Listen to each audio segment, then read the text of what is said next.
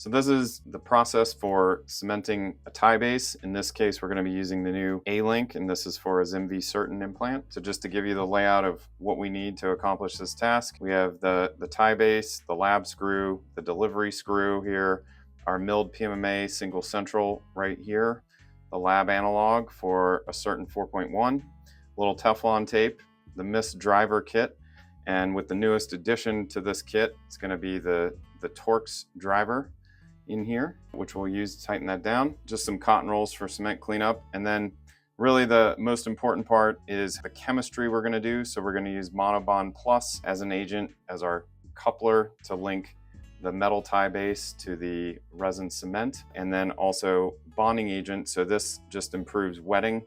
So this is old-fashioned OptiBond Solo Plus, which I've always found to be the most effective. We're going to sandblast the PMMA, but we'll walk through the whole process of how to get a reliable union between resin, cement, PMMA, and this tie base. So usually the problem is not debonding from the tie base, and you can see the A-Link has awesome retention grooves in it to keep that going. It's usually losing the bond to the PMMA. And so that's where the way we surface treat the PMMA and the use of this unfilled resin to kind of couple our resin cement. And then last, we're going to have multi-link hybrid abutment cement, which is a self-curing cement specifically designed for this purpose. All right, so I will start by attaching the A-Link tie base.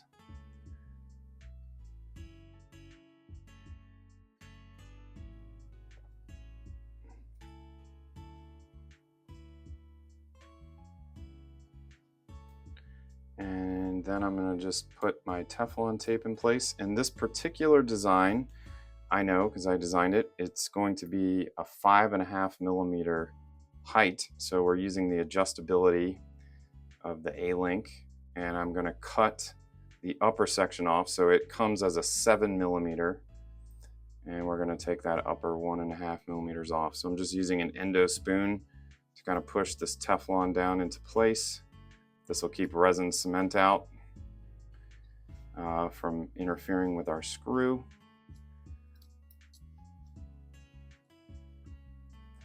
I'm going to push it in pretty good for the purposes of this cut. All right, and now I've got just an old-fashioned carborundum disc here. And I'm going to go right to the first marking on the A-Link. And I'm going to go from the side that's fully cylindrical, not the side that's prepared for the angled screw channel, as this will be an easier cut. And you can see I have my hands braced pretty well. All right, kept all my digits. A little bit of rounding of this, because it leaves like sometimes a sharp little lip of metal. So I'm just kind of rolling that around.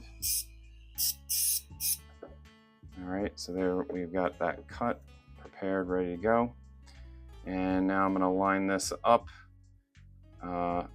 for placement there. I got a nice passive fit. I can inspect that joint and make sure that I have full seating, and I've removed enough of the top of my A-Link. And now I am going to sandblast this PMMA, and then I'll return with the rest of the chemistry to put this together. All right, so I returned from sandblasting the PMMA. So it was 2 bar of pressure, sandblasting right down this channel, and being somewhat conservative. You know, you can take away quite a bit from the PMMA and change the fit, but you have to air braid this and get some surface roughness for this to work. And then steam cleaned afterwards, dried it thoroughly. So here we are. And now I'm going to apply the 2 different chemical elements. So one, the unfilled resin to the PMMA, and the Monobond Plus as my coupler. One end likes metal, one end likes resin. So we'll put the Monobond Plus right on the tie base. And I'm not air braiding the tie base because we would lose this nice gold anodization and get gray show through. So that's good. And now I'm just going to let this evaporate. Now I'm going to do my unfilled resin inside the PMMA. So OptiBond Plus, scrubbing it in all the way through. A little bit of compressed air now to air thin it, so just like you're doing a composite resin.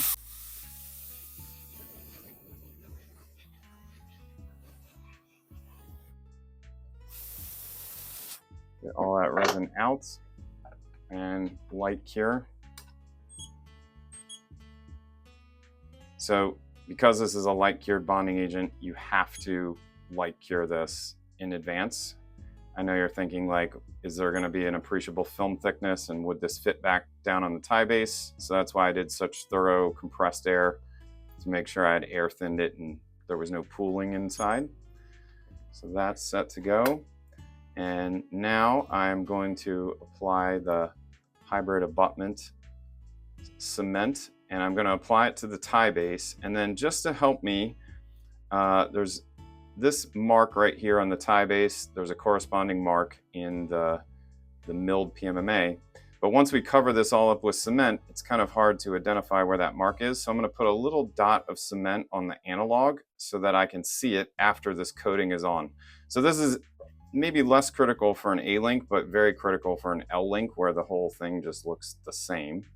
So I'm going to put this little indicator of cement right there for me that lines up with that dot.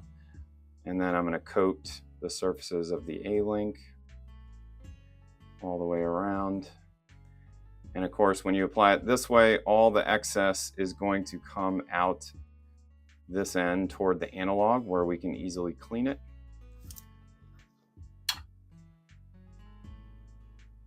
So here we go, lining up that dot inside.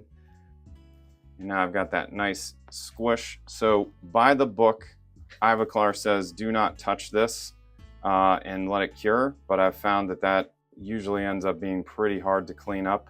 So I prefer to use a cotton roll and just take some away. I'm sensitive to the fact that if you do this a lot, you could kind of wick all the cement out and maybe have like a gap, but just a couple cotton rolls to clean that up. And now the official set time, 10 minutes. So I'm gonna be stuck holding this for a period of time, or you can get a product like this, a very expensive dental C-clamp to place this in. Sometimes I feel like the C-clamp may affect the accuracy or the precision of this bond. So this I feel like is the safest way to hold it. And I give it a few minutes and then I can set it down on the bench and let it cure, but you can't touch it for 10 minutes. The one thing I would consider, depending on how much excess you have down that channel, you see I don't have any at all. If I had a bunch squeeze out that way, I would use a micro brush to clean that out. So it's not, I don't have to drill through it later to access it. Here, I'm gonna take one more swipe with my cotton roll to get this off. And now we can just leave that alone, give it its full 10-minute set time. We'll retrieve the screw, we'll switch to the delivery screw, and we'll be ready to go. All right, so we've waited the 10 minutes. We have the full set now of the hybrid abutment cement. So I'm gonna use my endo spoon, just clear this Teflon tape out.